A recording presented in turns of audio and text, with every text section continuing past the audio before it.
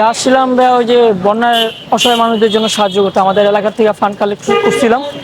এই ফান্ডের টাকাটা জমা দিতে আসছিলাম। আমাদের এলাকা মানে ওরকম আমরা নিজেরাই একটা সংগঠন তৈরি করছি। উদ্দেশ্য কি ছিল প্রথমে? উদ্দেশ্য প্রথমে ছিল ভাই আমরা নিজেরা ফান্ড কালেক্ট করে আমরা হেল্প করতে যাব।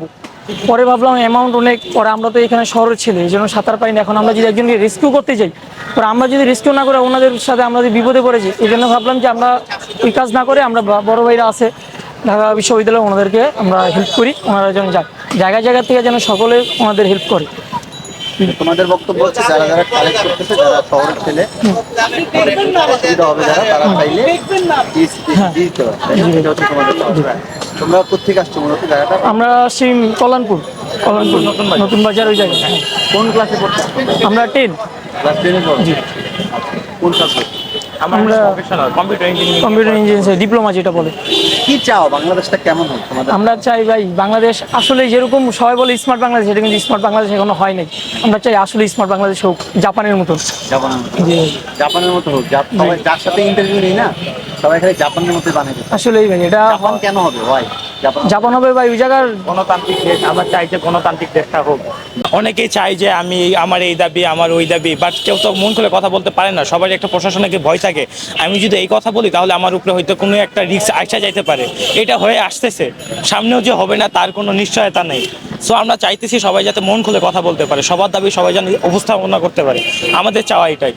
এখন ফর এক্সাম্পল তুমি আরেকজনের বিপরীতে যাবা, সে তো তোমার ক্ষতি করতেই পারে। এটা তো হয়। হ্যাঁ, এটাই হয়ে আসতেছে। তোমাদের বক্তব্য? হ্যাঁ, আমার কথা হলো যে আমরা যদি যুক্তিসঙ্গত কোনো বিষয় নিয়ে কথা বলি, সো আমার কথা হলো তারা আমাদের সাথে সাপোর্ট করুক। তারা কেন আমাদের যুক্তিটা আমরা বাদ দিবে? হ্যাঁ, তা আমাদের কথা যেহেতু যুক্তি আছে, সো তারা আমাদের সাথে থাকুক। যৌক্তিক দাবিগুলো আমরা এটা নিয়ে আর কি কথা বলতে চাই। সো আমরা এটা নিয়ে ট্রাই করবো দেশটাকে আরো ভালো করার। এখন দেখো, কালকে রাতে আনসাররা দেখছো কিভাবে একটা করার চেষ্টা করছে। অনেকে এরকম দাবি নিয়ে রাস্তাঘাট দখল করছে। তাদের উদ্দেশ্যে তোমাদের জেনারেশন কি বলবো? তোমরা কি চাও যে তারা এখন কি করা উচিত?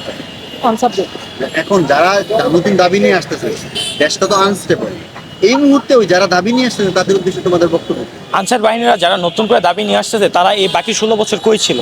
তারা তো আর আগেও বলতে পারতো যে আমাদের এই সমস্যা, আমাদের এইটা সমস্যা হইতেছে। তারা তখন কেন কথা বলেনি? এখন যেহেতু দেশের আর কি ওইভাবে কিন্তু কোনো প্রশাসনিক লোক নাই, এখনো হয়ে ওঠে নাই। কেবল ছাত্রদের হাতে এখনো মোটামুটি 90% দেশ তখন ছাত্রদের হাতেই আছে। সো এই সময় তারা ছাত্রদের উপরে এসে আবার কালকে হামলা করছে, আমরা সবাই জানি টিএসসিতে। এটা ঠিক হয় না, এটার বিরুদ্ধে।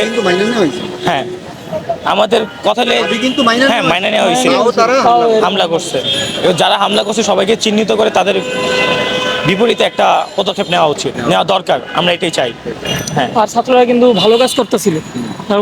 ওনাদের কোনো উচিত হয়নি যে রাত্রেবেলা এসে আমাদের মানে এই জায়গায় মারার, কোনো আক্রমণ করে। এগুলো ভুল করছে।